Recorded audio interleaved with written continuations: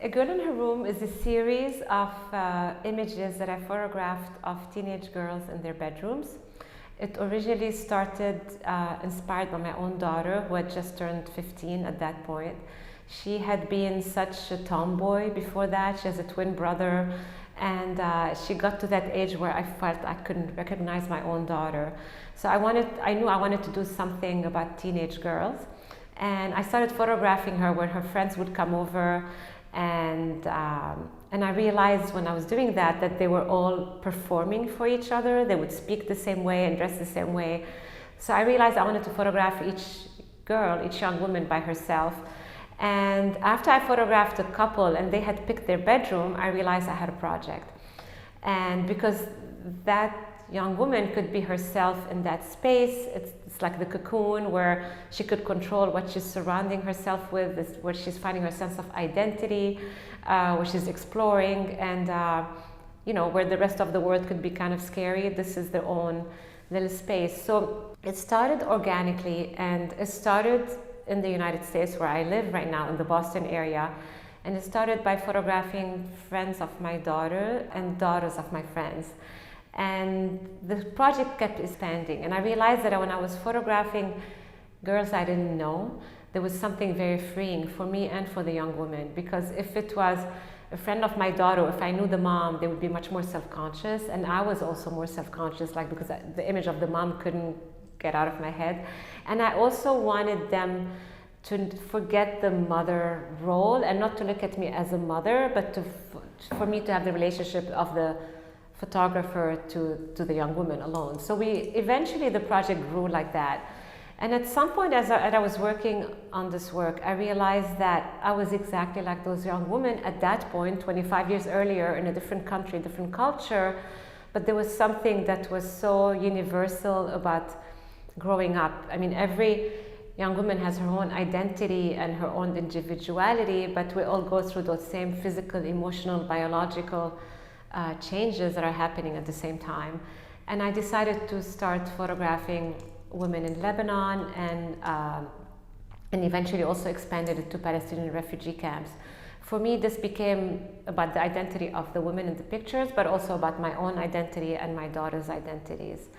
And because I live in the US and I also am from Lebanon, from Palestinian origins, I'm really able to straddle those two worlds.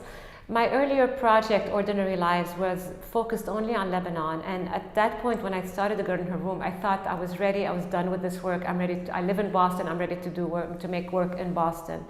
And then I realized that this is personal for me, and I chose to start photographing young women both on my cultures. And for me, this was a way of focusing on our shared humanity. In a country where I'm listening to the news and the rhetoric was very much them versus us, and there was you're with us or against us, and I'm seeing through those women the shared humanity, the universality of growing up and becoming a woman, and there was something so beautiful about that realization. So the work kept expanding. In the book, the young women are completely mixed. There's nothing that would separate women from Lebanon, women from Palestinian refugee camps, from women in the United States. And for me, that was important. And the cover of the book became also, it's kind of a little story that's interesting, because she's a blonde woman, her name is Christia, and it was exhibited at the Museum of Fine Arts in Boston as part of an exhibition called She Who Tells a Story, Women Photographers from Iran and the Arab World. And this picture was there, and people would come and ask the curators, we thought you're only showing Arab women. And she said, I am only showing Arab women. And I love that it threw people off completely, because that for me was very important. There's a certain way that the West, especially the United States, look at women from the Middle East in kind of a one-dimensional manner, and for me it was important to show the whole spectrum. So this became consistent with all my work moving forward, but it started with The Girl in Her Room and with the very personal, domestic, familial space of the bedroom.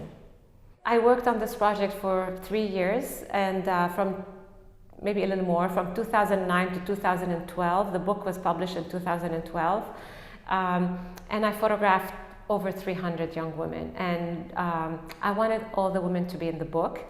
and that would be a huge book, and it gets repetitive. So I thought the designer and I came up with a solution of having a few pages that have a whole grid of images which mimic a lot of the girls' bedrooms, who have all these different collages on their wall. So it started by doing that in the book, and then I had an exhibition that came up at the same time, and the curator and I came up with the idea that why don't we also recreate that same sort of collage of all those women.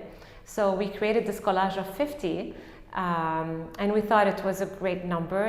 It shows kind of the breadth of the work without showing all the project, but also there's something about it that there's a reminder of the girls' bedrooms, and even some of the images within the grid, you could even see the grid behind the young woman.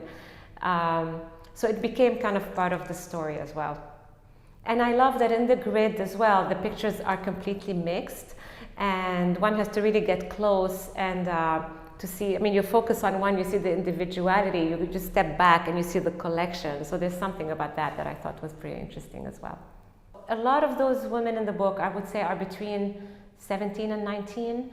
And at that point, of course, I needed, if they're under 18, I needed a parent's permission, but they were old enough that if they wanted to do this, their parents had to agree, otherwise they would not hear the end of it. And it was also important to me that I would be alone with the young woman in the room. So it took a lot of trust from the women and the parents to let me be there alone. I wanted the work to be collaborative. I spend a long time with each girl in the bedroom. I mean, because there's an awkwardness that happens at first. I don't know her, she doesn't know me.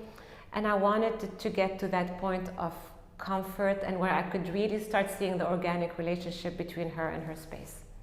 So I was originally trained as an architect, and I worked as an architect. I actually started at AUB, at the American University of Beirut, and then I transferred to the United States.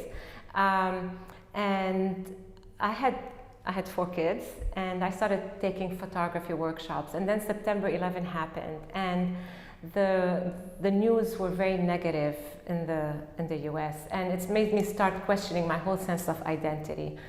And because up to that point, I was just thinking about my career, that I'm becoming a mother, that I got married, that we bought a house, and all of a sudden I'm like aware that, okay, I'm Lebanese, I'm Palestinian, and I'm American. How does that all fit into my life?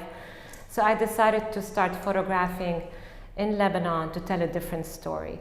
And when I started A Girl in Her Room, it felt like it went full circle, because it wasn't anymore a work that's overtly political in any way, but it was really showing that shared humanity through womanhood, through growing up, and through growing older. And that again became kind of something I followed through my work since, through all my projects.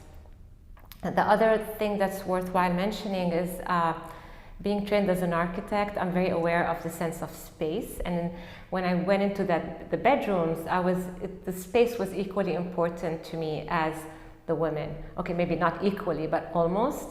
And so it was a matter of seeing her, how she moved in that space and how she could relate to that space. So when I started photography and taking workshops, my projects revolved around photographing my children.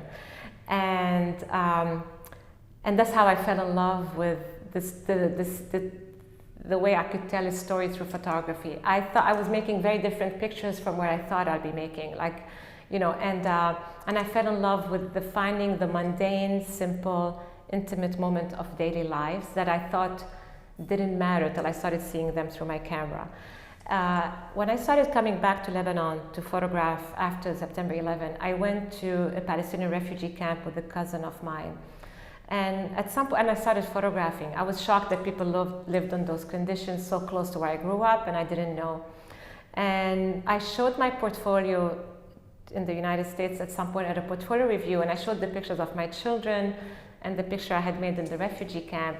And I got the advice, that was the best advice anybody ever gave me. He told me, you need to get that same level of intimacy with everybody you photograph. And that stuck in my mind so much moving forward. So I feel like this is an important part to mention with those women, because I wanted to get to that level of intimacy. I wanted them to trust me. I work with one lens. I don't work with a zoom lens. I work with a relatively wide angle lens. I don't bring any equipment with me. It's just one camera and one lens, and that's all I have when I work. So it's very much about me and the relationship to the woman that I'm photographing. And getting to that level of intimacy and trust is important to me.